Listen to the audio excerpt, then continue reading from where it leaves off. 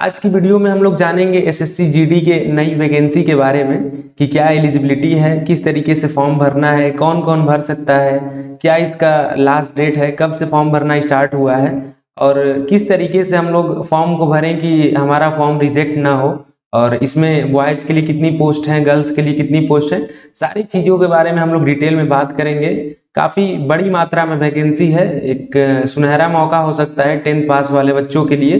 तो आइए इसके बारे में डिटेल में जानते हैं। तो सबसे पहले इस फॉर्म को फिल करने के लिए हम लोगों को sarkariresult.com पे जाना होगा या rozgarresult.com कहीं से भी आप जा सकते हैं। तो यहाँ पे जब आएंगे आप sarkariresult.com पे, तो यहाँ पे आपको लेटेस्ट जॉब सेक्शन दिखेगा। यहाँ पे लेटेस्ट जॉब सेक्शन के अंदर में तीसरे नंबर पे SSC GD constable online form दिख रहा है। और सेम इसी तरीके से जब आप rozgarresult.com पे जाते हैं तो यहाँ भी आपको टॉप ऑनलाइन फॉर्म के सेक्शन में यहाँ पे 5th नंबर पे 1 2 3 4 5th नंबर पे SSC constable GD online form के नाम से सेक्शन दिख रहा है, टाइप दिख रहा है। यहाँ पे आपको क्लिक करना है, ये फॉर्म अपलोड किया गया है। तो सरकारी रिजल्ट में भी है, रोजगार रिजल्ट में भी है, आप जहां से चाहे वहां से जा सकते हैं। तो मैं इस पे क्लिक करता हूं SSC GD constable online form 2021 पे, और ये जो आप देख सकते हैं, ये जो एप्लीकेशन स्टार्ट हुआ है वो 17 तारीख 7 का महीना 2011 से, मतलब 17 जुलाई से ये फॉर्म स्टार्ट हुआ है। इसकी जो अप्लाई करने की लास्ट डेट है वो है 31 अगस्त।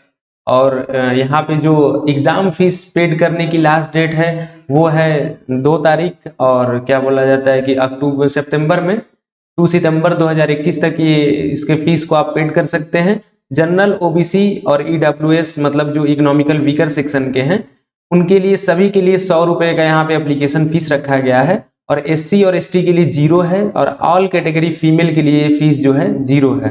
तो यहाँ पे इस फॉर्म का जो स्टार्टिंग डेट है वो है 17/7/2021। अप्लाई करने का जो लास्ट डेट है वो 31/8/2021, और फी जो लास्ट डेट है पे करने का वो है 2/9/2021। और इसका जो अभी एग्जाम डेट है कंप्यूटर बेस्ड टेस्ट, इसका नोटिफाइड सून दिखा रहा है, अभी एग्जाम डेट नहीं है आया। और एडमिट कार्ड कब से आएगा इसका भी नोटिफाइड सून दिखा रहा है। एज की जो लिमिट होगी वो 1/8/2021 से गिनी जाएगी। तो यहाँ पे आप चेक कर लीजिएगा कि आप एलिजिबल हैं कि नहीं। मिनिमम एज इसमें जो है वो 18 साल होना चाहिए, मैक्सिमम एज 23 साल होना चाहिए। और एज रिलैक्सेशन एक्स्ट्रा एज पर SSC GD constable rules, SSC GD constable के जो भी रूल्स होंगे उसमें आपको कुछ एज में छूट मिल सकती है, वहां पे आपको नोटिफिकेशन में चेक करना पड़ेगा। तो ये था डिटेल। अब इसमें बात करेंगे कि वैकेंसी कितनी है। जो वैकेंसी है वो है 25,271 पोस्ट है। जो वैकेंसी है वो टोटल 25,271 पोस्ट है, मतलब कि 25,271 पोस्ट है।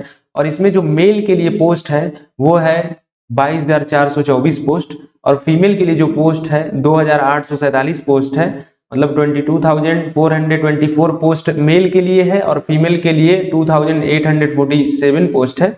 तो ये हमारा पोस्ट का सेक्शन है जिसमें मेल के लिए ये पोस्ट है और फीमेल के लिए इतने पोस्ट हैं। अब यहाँ पे बात करते हैं कि इसमें कौन कौन से हमारे पास पोस्ट होते हैं।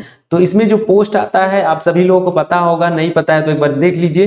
जो SSC constable general duty GD का फॉर्म है, इसके अंदर में जो फोर्स आते हैं वो पहला है जो बीएसएफ है, सीआईएसएफ है, सीआरपीएफ है, एसएसबी है, आईटीबीपी है, एआर है, और यहाँ पे जैसे बॉर्डर सिक्योरिटी फोर्स है, सीआईएसएफ है, सीआरपीएफ है, एसएसबी है, सीमा सशस्त्र बल। तो ये इतने हैं यहाँ पे आपके पास, एनआईए है, एसएसएफ है। सभी फोर्स में आपको पोस्ट यहाँ पे कैटेगरी वाइज डिवाइड की हुई है कि बीएसएफ के लिए 7,545 पोस्ट है, सीआईएसएफ के लिए 8,464 पोस्ट है, सीआरपीएफ के लिए 0 पोस्ट है यहाँ पे, और एसएसबी के लिए 3,806 पोस्ट हैं, आईटीबीपी के लिए 1,431 पोस्ट हैं, एआर के लिए 3,785 पोस्ट हैं, एनआईए के लिए 0 और एसएसएफ के लिए 240। तो ये है पोस्ट का सेक्शन। जो एलिजिबिलिटी यहाँ पे मांगा गया है, क्लास 10th पास होना चाहिए किसी भी बोर्ड से। और यहाँ पे जो आपको ये मेल और फीमेल के हिसाब से दिखाया है कि कौन सी कैटेगरी के लिए कितना यहाँ पे पोस्ट है। तो जो मेल के लिए पोस्ट है बीएसएफ के अंदर में, वो अनरिजर्व कैटेगरी के लिए 2690 सीट है यहाँ पे, और ओबीसी के लिए 1453, ईडब्ल्यूएस के लिए 641, एससी के लिए 1026, एसटी के लिए 603। जो टोटल बीएसएफ में मेल के लिए सीट है वो है 6413, और फीमेल के लिए इससे उसी तरीके से जो अनरिजर्व कैटेगरी की फीमेल हैं उनके लिए 475 सीट है, ओबीसी के लिए 255, ईडब्ल्यूएस के लिए 113, एससी के लिए 176 और एसटी के लिए 110 सीट है। और टोटल जो यहाँ पे फीमेल के लिए बीएसएफ में सीट है वो 1132 है। सेम उसी तरीके से सीआईएसएफ में है, सीआरपीएफ में है, एसएसबी में है, आप यहाँ से चेक कर सकते हैं, देख सकते हैं। और जो यहाँ पे फिजिकल एलिजिबिलिटी की बात आती है, इसको काफी आप ध्यान से देख लीजिएगा। तो फिजिकल एलिजिबिलिटी में जो हमारे पास हाइट मांगा है, चाहे वो जनरल हो, चाहे ओबीसी हो, चाहे शेड्यूल कास्ट के हो, मतलब जनरल, ओबीसी और एससी तीनों कैटेगरी के लिए जो हाइट यहाँ पे दिया गया है वो 170 सेंटीमीटर आपकी हाइट होनी चाहिए। और जो शेड्यूल ट्राइब्स के हैं, जैसे जो एसटी मेल हैं, उनके लिए 165 सेंटीमीटर का हाइट एलिजिबिलिटी यहाँ पे दिया गया है। तो यहाँ पे जो हाइट में है एससी कैटेगरी को 5 सेंटीमीटर की छूट है।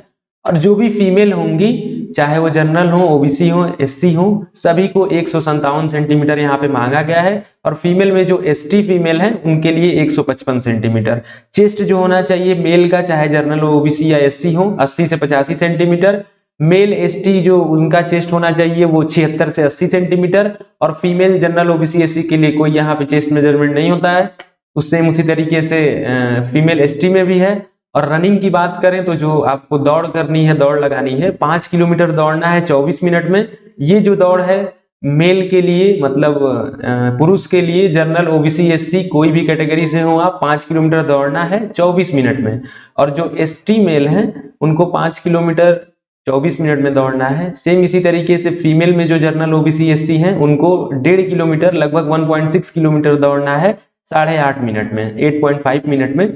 और फीमेल एसटी जो है उनको 1.6 किलोमीटर 8.5 मिनट में ही दौड़ना है।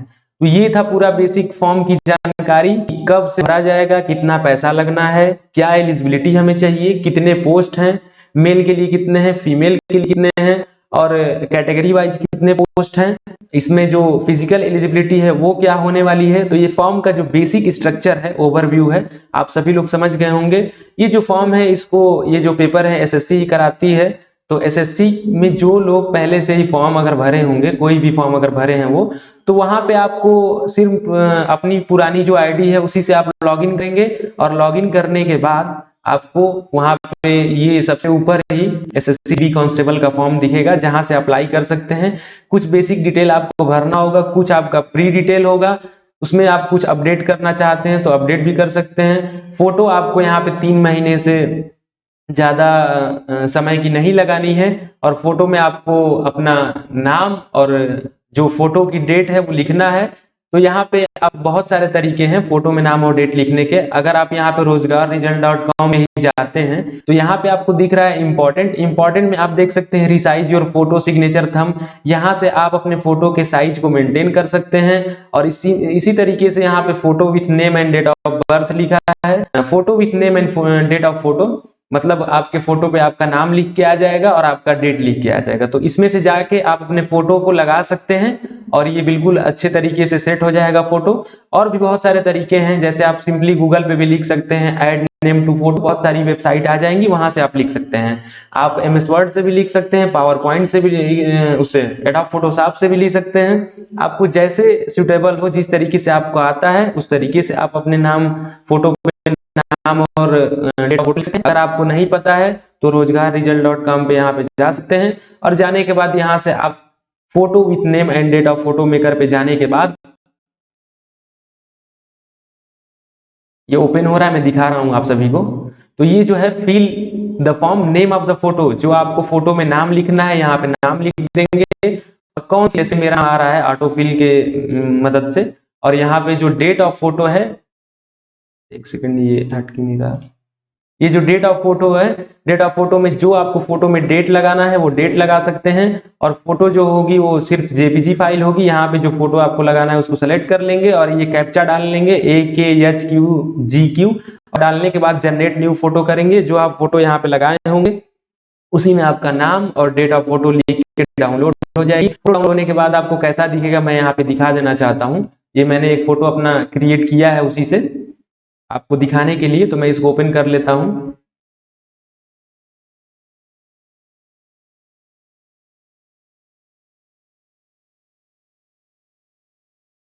ये मेरा फोटो है, ऐसे इस तरीके से बन जाएगा। और एक चीज और उसमें ध्यान देने वाली है, जब आप फॉर्म को भरेंगे तो भरने के बाद फोटो वाला सेक्शन हो गया, सिग्नेचर हो गया, उसमें साइज दिया होगा 20 KB के आसपास दिया है साइज, और 20 या 50 KB है, एक बार चेक कर लीजिएगा आप लोग। और उसमें जो आपको एक और सेलेक्ट करना है, पोस्ट सेलेक्ट करना है, प्रेफरेंस देना है कि कौन सी पोस्ट को आप पहली चॉइस देना चाहते हैं। तो उसमें सेक्शन बना हुआ है, एक लिस्ट टाइप का बना हुआ है, और लिस्ट में आपको दिखेगा जैसे यहाँ पे BSF है, CISF है, CRPF है, SSB है, इसी तरीके से हर एक फोर्स का एक एक कोड दिया है, GHIJ ऐसे करके, उसमें से देख लेना है और प्रेफरेंस आपको डालना है। तो आप सबसे पहले किसको प्रायोरिटी देना चाहते हैं, तो उसमें आप रख सकते हैं कि BSF पहला, दूसरा CISF, CRPF, इस तरीके से जो आपको पोस्ट में जाना है, जिस तरीके से आप प्रेफरेंस देना चाहते हैं उस तरीके से प्रेफरेंस देंगे। एग्जाम सेंटर के लिए आपके पास 3 प्रेफरेंस आएगा, जो भी आप सेंटर डालना चाहते हैं डाल सकते हैं। तो ये पूरा सिस्टम है SSC GD के फॉर्म का, पूरा बेसिक जानकारी हमने दे दिया है। अब मैं इसके सिलेबस की बात कर लेता हूं। तो SSC GD का सिलेबस हम डाउनलोड कर सकते हैं, यहाँ से डाउनलोड सिलेबस पे क्लिक करने के बाद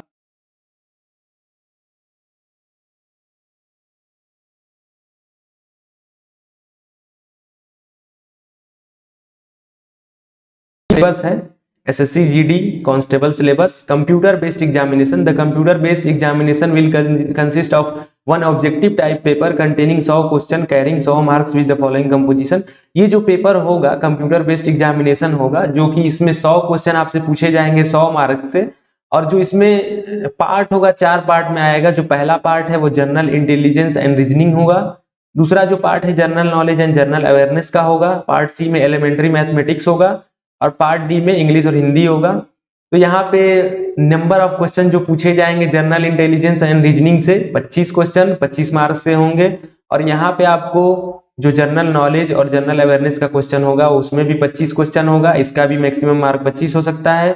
और एलिमेंट्री मैथमेटिक्स जो है उसमें भी 25 क्वेश्चन पूछे जाएंगे, जिसका मार्क्स है 25 नंबर, और इंग्लिश या हिंदी भी 25 नंबर का पूछे जाएगा। और ड्यूरेशन जो है इसका टाइम है आपको 90 मिनट का मिलेगा। और ये यहाँ पे देख लीजिए, all question will be of objective multiple choice type. The computer based examination will be conducted in English and Hindi only. यहाँ पे जो लिखा है, ये जो हमारा पेपर होगा सभी मल्टीपल चॉइस टाइप क्वेश्चन होंगे, ऑब्जेक्टिव टाइप क्वेश्चन होंगे। और ये जो पेपर होगा हिंदी और इंग्लिश भाषा में ही होगा। There will be negative marking of 0.25 marks each wrong answer. जो भी आप गलत आंसर देंगे उसके लिए आपको 0.25 मार्क्स डिडक्ट किए जाएंगे, नेगेटिव मार्किंग है।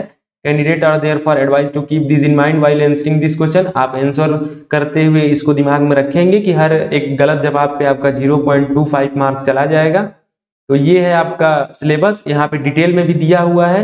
जनरल इंटेलिजेंस और रीजनिंग में आपको analytical aptitude and ability to observe and distinguish pattern will be tested through question particularly of non verbal type. This component may include question on analogy, similarities, difference, spatial visualization, spatial orientation, visual memory, discrimination, observation, relationship, concepts, arithmetical reasoning and figural classification, arithmetic number series, non-verbal series, coding and decoding etc. ये general intelligence और reasoning का part है। Same इसी तरीके से general knowledge और general awareness का है। एलिमेंट्री मैथमेटिक्स में आप देख सकते हैं जनरल नॉलेज और जनरल अवेयरनेस में आपको करंट अफेयर का पार्ट है। उस तरीके से यहाँ पे देख सकते हैं कि history, culture, geography, economic scene, general polity, Indian constitution, scientific research etcetera. ये सारे अच्छे तरीके से आप डिटेल में सिलेबस को पढ़ लीजिएगा। इसको मैं अपने टेलीग्राम चैनल पे डाल दूंगा, या आप सरकारी रिजल्ट से भी डाउनलोड कर सकते हैं।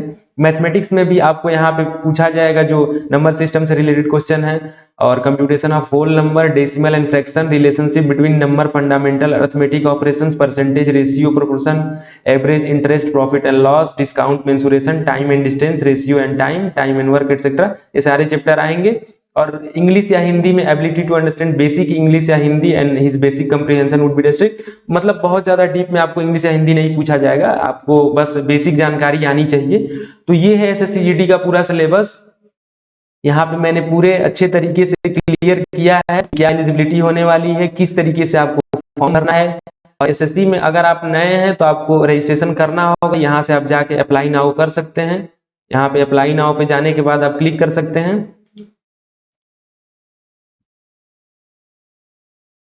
अगर आपने SSC वाला एग्जाम दिया है तो इसमें लॉगिन में जा सकते हैं। यहाँ पे मेरा यूजर नेम पहले से ही दिख रहा है, इसमें पासवर्ड डाल के आप जब लॉगिन हो जाएंगे तो यहाँ पे आपको दिख जाएगा अप्लाई करने के लिए।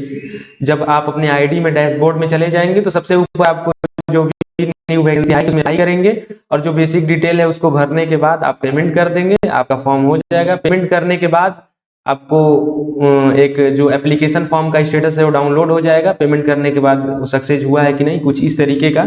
मैं एक बार चेक कर लेता हूँ ये कैसा फॉर्म है। शायद उसी का होगा। इसमें पेमेंट नहीं किया है मैंने, लेकिन एक डेमो दिखा देना चाहता हूँ कि किस तरीके का आपको इंटरफेस मिलेगा फॉर्म फिल कर लेने के बाद। यही है स्टाफ सिलेक्शन कमीशन के नाम से एसएससी जीडी का ही। यहाँ पे देखिए लिख रहा है एप्लीकेशन इज इनकम्प्लीट। अभी मैंने इसका पेमेंट नहीं किया है तो इसलिए ऐसा दिखा रहा है। तो सेम इसी तरीके से आपका भी फॉर्म डाउनलोड हो जाएगा, प्रिंट मतलब कंप्लीट होने के बाद उसको आप प्रिंट कर सकते हैं और उसका रिकॉर्ड अपने सिस्टम में या मोबाइल फोन में रख सकते हैं। ये जो भी प्रोसेस मैंने बताया आप अपने ऐसा नहीं है कि सिस्टम से ही कर सकते हैं, आप अपने ब्राउजर से भी कर सकते हैं, फोन के गूगल क्रोम से, या नहीं हो रहा है तो आप डेस्कटॉप मोड में भी जा सकते हैं। बेसिकली हो जाता है, कोई दिक्कत नहीं होता है। तो उम्मीद करता हूं कि एसएससी जीडी के बारे में सारी जानकारी आप सभी को पसंद आया होगा। बाकी कोई भी दिक्कत होता है तो आप हमसे डाउट क्लियर कर सकते हैं। मैंने अपने तरीके से पूरा कोशिश किया है कि एसएससी जीडी की जो भी जानकारी है, इंपॉर्टेंट जानकारी है आप सभी के लिए, जितने भी लोग फॉर्म भरने वाले हैं, चाहे वो बॉयज हो चाहे गर्ल्स हो, मैंने हर एक पॉइंट को अच्छे से क्लियर करने की कोशिश किया है। तो आज की वीडियो में इतना रखते हैं, मिलते हैं किसी नेक्स्ट वीडियो में। अगर आपको एसएससी जीडी का ये ओवरव्यू अच्छे तरीके से समझ में आ गया, फॉर्म के बारे में सारी जानकारी मिल गई है, तो वीडियो को लाइक कर लीजिएगा। अगर अभी तक हमारे चैनल कंप्यूटर नगर से नहीं जुड़े हैं तो हमारे चैनल के नीचे आप देखेंगे सब्सक्राइब बटन है, वहां से सब्सक्राइब बटन दबा लीजिएगा, बेल आइकन को दबा लीजिएगा, चाहे जो भी हम वीडियो डालेंगे आपको टाइम से उसका नोटिफिकेशन मिल जाएगा। तो देखने के लिए बहुत बहुत धन्यवाद। जय हिंद, वंदे मातरम।